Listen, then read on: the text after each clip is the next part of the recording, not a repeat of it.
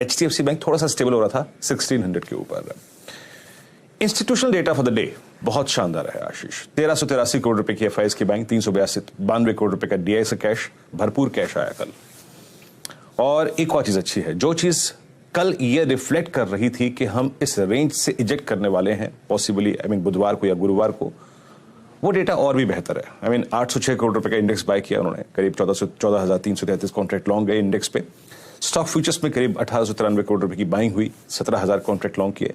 और एक और अच्छी चीज है आशीष के कल उनकी पुट शॉर्ट के कॉन्ट्रैक्ट्स में करीब 2,25,000 पुट जुड़े हैं। दैट मीन्स जो पॉइंट हम कल छोड़ के आए, जिससे इजेक्ट किया, वो कल एक अब बहुत स्ट्रॉन्ग बेस के तौर पे काम करेगा।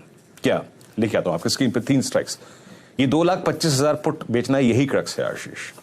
अब आप स्क्रीन पे देखेंगे आउटस्टैंडिंग वाई आशीष, अब अगर किसी कॉल में सबसे बड़ा है तो वो है 18,900, 18,900, यानी नया हाई नहीं लगेगा, इसको कोई बैट नहीं कर रहा है। 18,800, 900 पे करीब 1 करोड़ और 1 करोड़ 3 लाख कॉल खड़ी हुई है।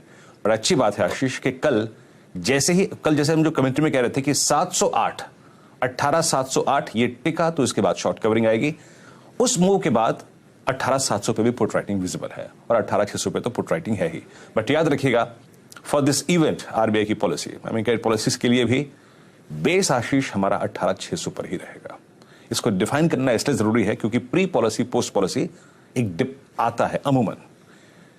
पिरामिड्स लेके आइए, मैं जो बात कह रहा हूं उसको समझने की कोशिश कीजिएगा। 18,600 ठीक है, हम कल 18,700 बाइसेक्ट करके डे हाई पे क्लोज हुए, बट हमारा base for the day expiry के लिए, पॉलिसी के लिए वो 18,600 ही रहेगा। ये पिरामिड्स आपको ये बात बखूबी रिफ्लेक्ट करेंगे आशीष। ये देखिए वो जो डार्क रेड कैंडल है और ब्लू कैंडल्स जो सब्सट्रैक्ट हुई है वो इंडिकेट कर रहा है कि ये कॉल्स का OI घटा जैसी शॉर्ट कवरिंग शुरू हो गई।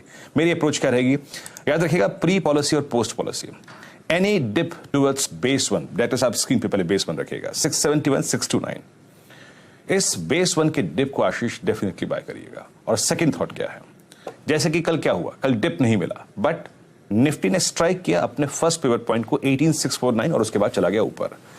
वैसे ही फॉर द डे ऊपर की तरफ अगर स्पॉट में 761 कटता है प्री पॉलिसी पोस्ट पॉलिसी, तो याद रखिएगा अ स्विंग टुवर्ड्स प्लीज रेजिस्टेंस की प्लेट लेके आइएगा 761 के ऊपर, अ स्विंग टुवर्ड्स 791, 821 पॉसिबल है। उसके बाद सिर्फ short covering for the day Ashish. जो 791 और 821 है वो काफी महत्वपूर्ण लेवल है। मैंने बेस डिफाइन किया, रेजिस्टेंस को डिफाइन किया। बाय अप्रोच की रहेगी, स्टे लॉन्ग की रहेगी, बाय द डिप्स की रहेगी। हाँ 761 निकला तो 791, 821।